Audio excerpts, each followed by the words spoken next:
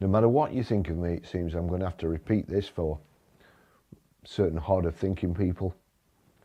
I am not an EV hater. I hate the people who are pushing EVs. They're just liars. To be fair, using one of Angela Rayner's phrases, they're scum. They have no skin in the game. They want you to lose your money so they can be seen to be doing a job of pushing EVs.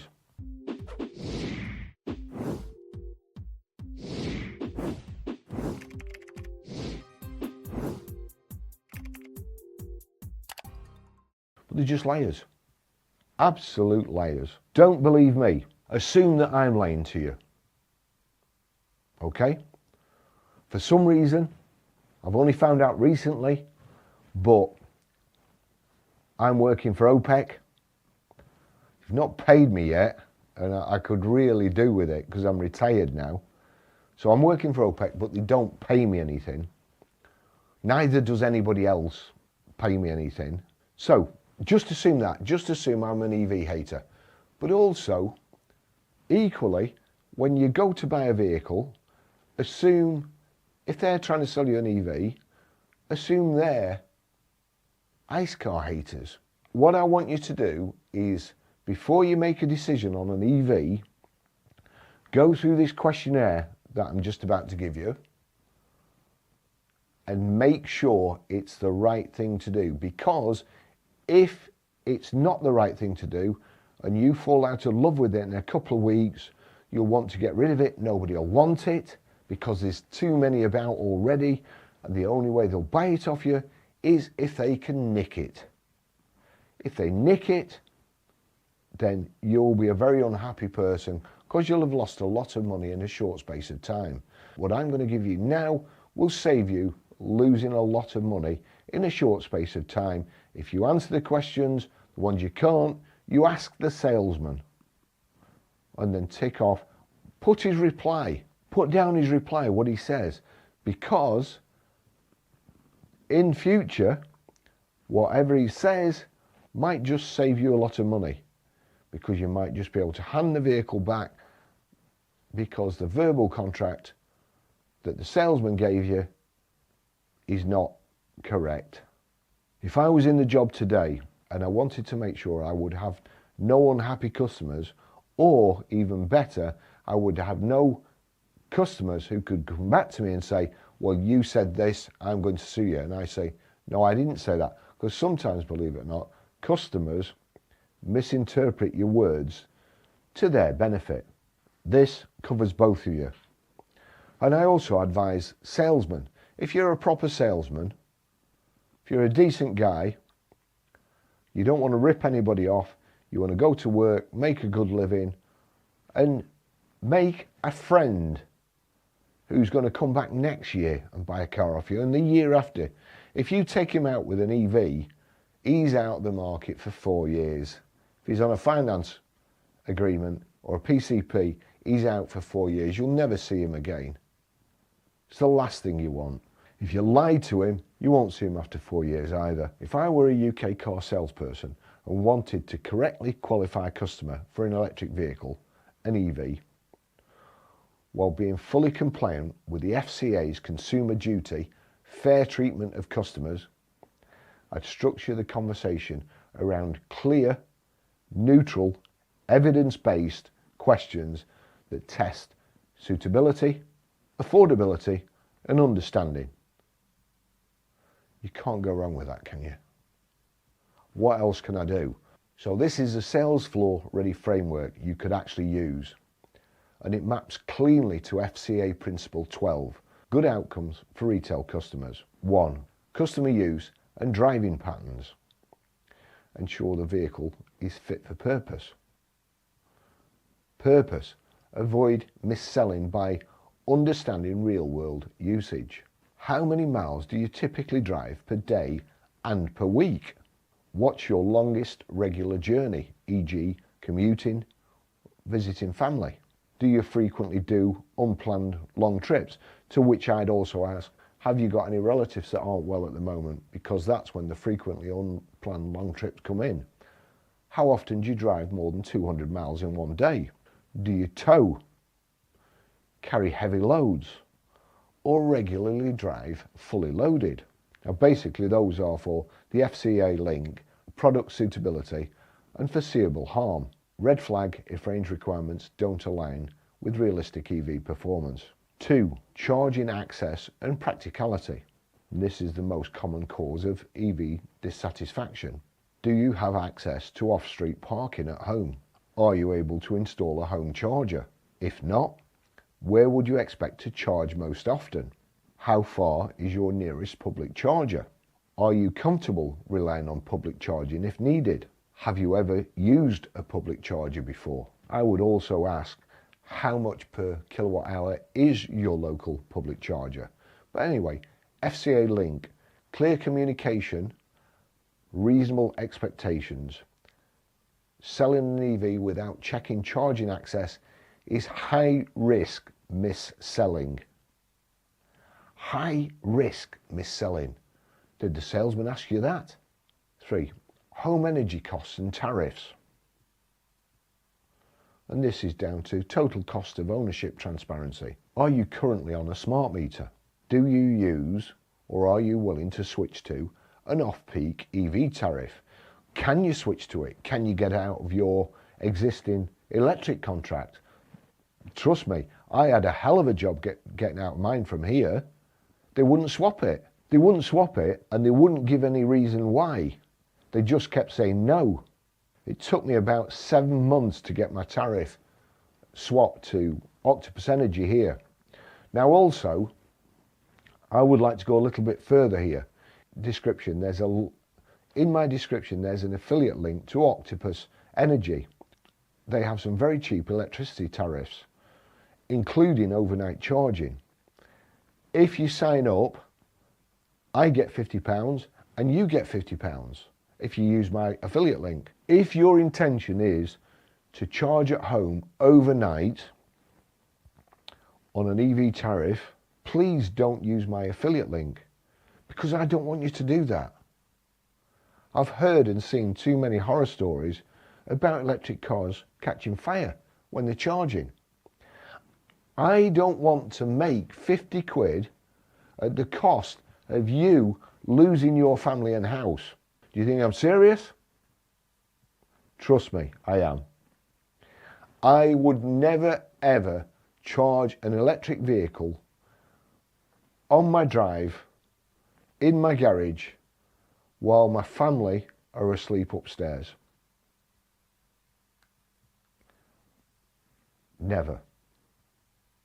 And I wouldn't expect you to.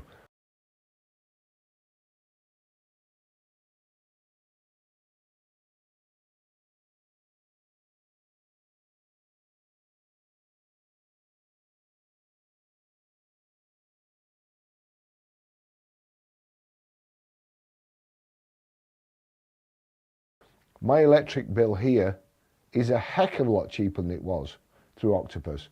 I can't charge my vehicle here. I have to go to a public charger. Doesn't bother me in the slightest.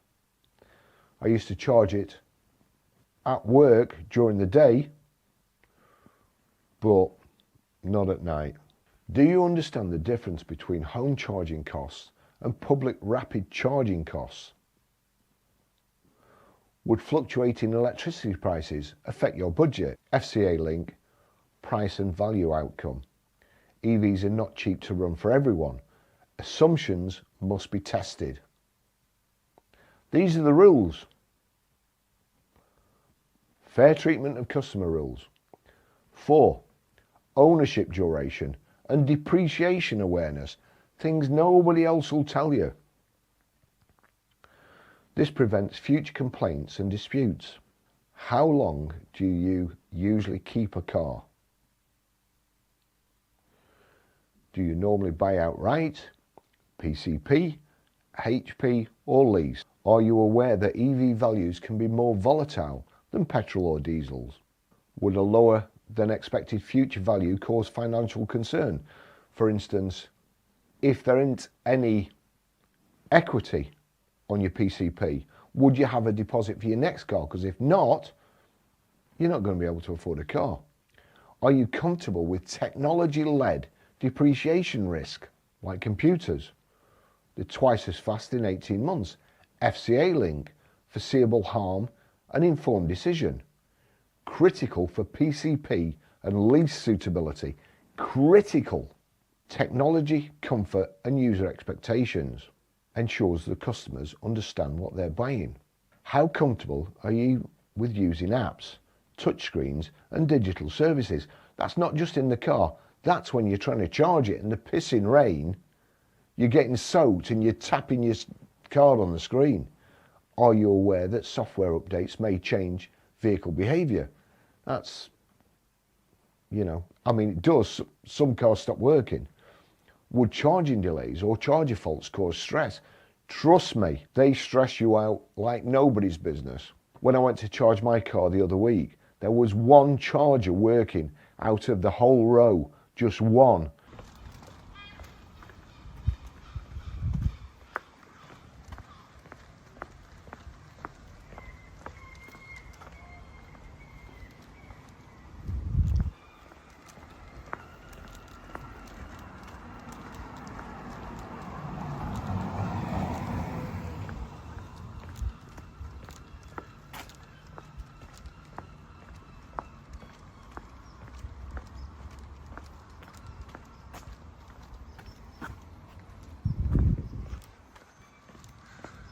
Only one charger working in Winkley Square.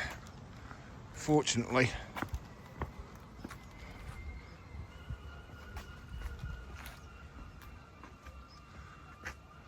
I only need one. Otherwise, I wouldn't have been able to get home, believe it or not. But bearing in mind, my car only has 46 mile and I'd just been to St Anne's in it, so I'd got nothing left and I had to charge it. I wouldn't have made it home. Do you expect the vehicle to work identically to petrol and diesel in all situations? FCA link. Clear understanding. EVs require behavioural change. This must be acknowledged. They don't work exactly the same. No matter what these EV shills say, they don't work the same. Climate usage and seasonal reality. This avoids winter range shock. Do you understand that cold weather reduces range? Do you regularly drive in winter conditions? Would a 15 to 30% range reduction affect your normal journeys?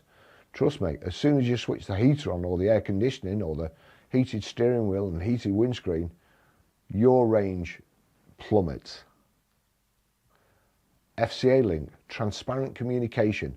Failing to disclose winter impact is a common post-sale complaint. Servicing, warranty and battery understanding. Battery misconceptions are a complaint hotspot.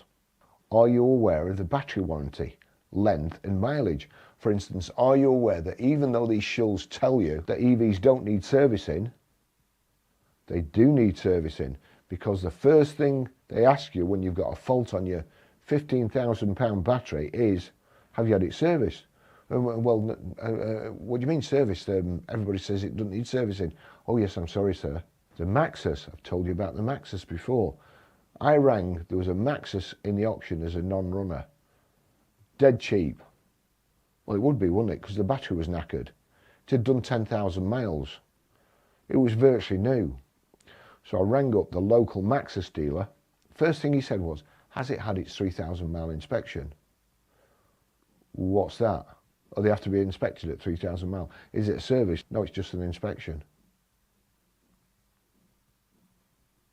Because if it's not, warranty is null and void. How quickly would you do 3,000 miles? So you're driving around for the first month, you forget or you didn't know about the 3,000 mile inspection. From the first month onwards, you've no warranty. You're on your own. And when it goes wrong, you can't afford to,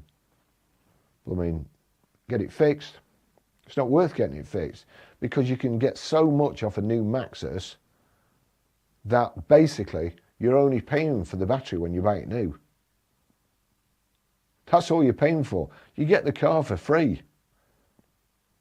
Buy a battery, get a chassis and bodywork free. Don't kid yourself.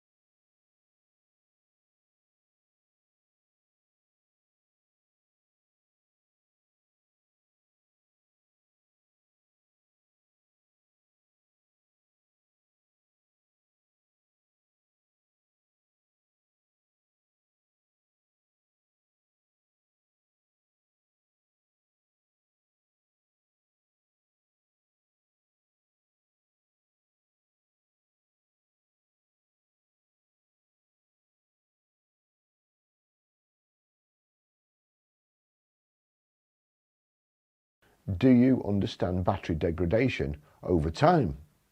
Over time, your range is going to come down. There's no two ways about it. Would reduced range after several years be acceptable? Are you happy for it to come down to 90%?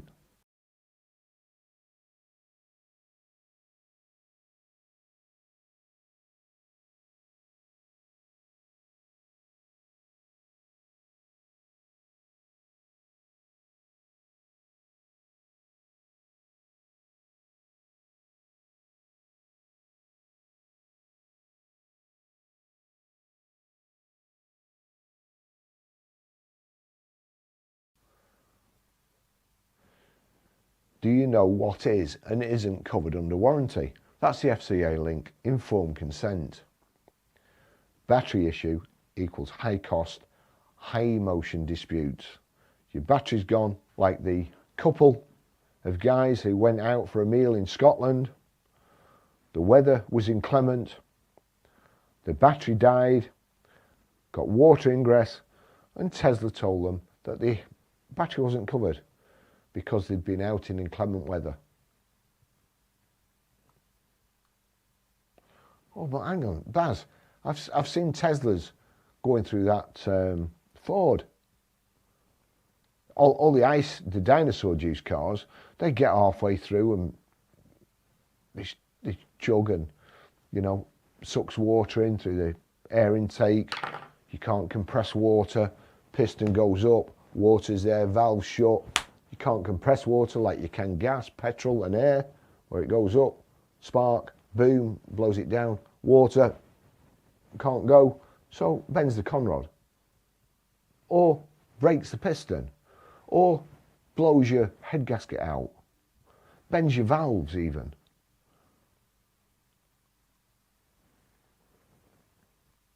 Dinosaur juice. What happens with an EV? If water gets in the battery, it doesn't just chug to a halt, it blows up, sets on fire, goes into thermal runaway. There's a video on the internet of a Tesla going into thermal runaway in 8 inches of flood water in the garage, destroyed the house.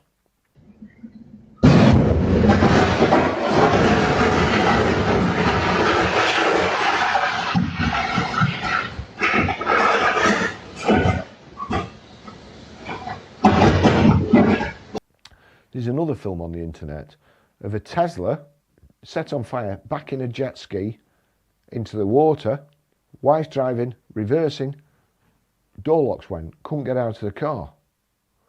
A husband fortunately was nearby, he opened the door, she jumped out, didn't put a handbrake on or anything like that, and it went into the water. Guess what? Tesla pulling an actual boat into the water. They were just dropping off jet skis, and then it said to get out of the car. It was warning her. Right. She couldn't get out of the car, so the husband came with the jet ski and got her out. It continued burning underwater because EVs make their own flammable mixture even underwater. You won't believe it, honestly. Financial and affordability checks, especially for finance products.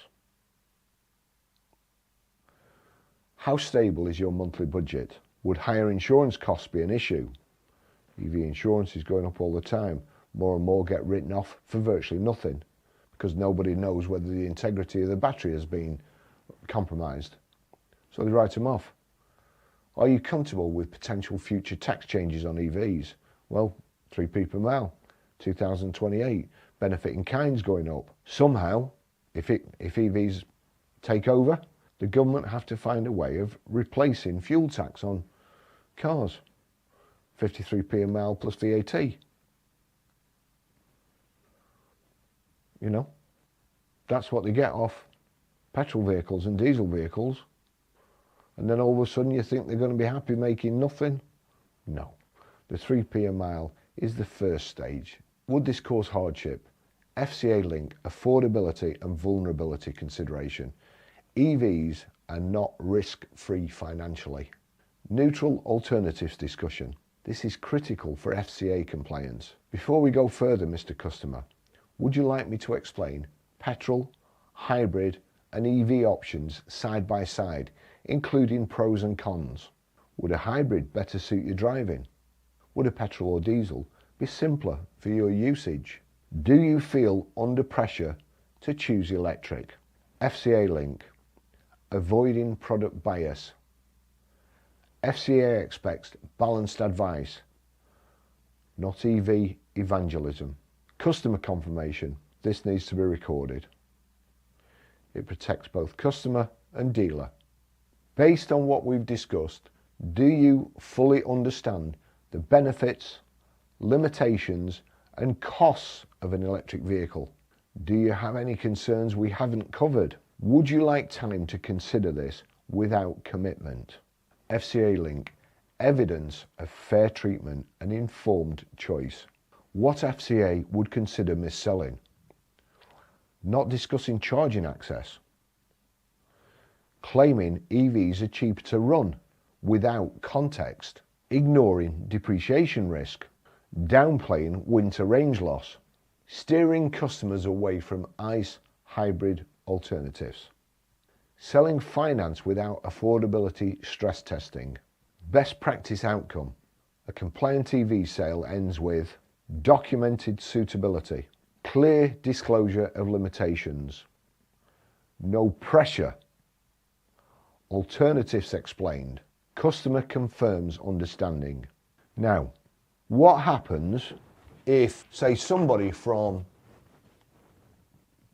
an intelligence unit puts in all the newspapers, everywhere, every newspaper you pick up, what happens if somebody from one of those lobbying groups keeps putting in that you can save £1,500 if you run a second-hand EV?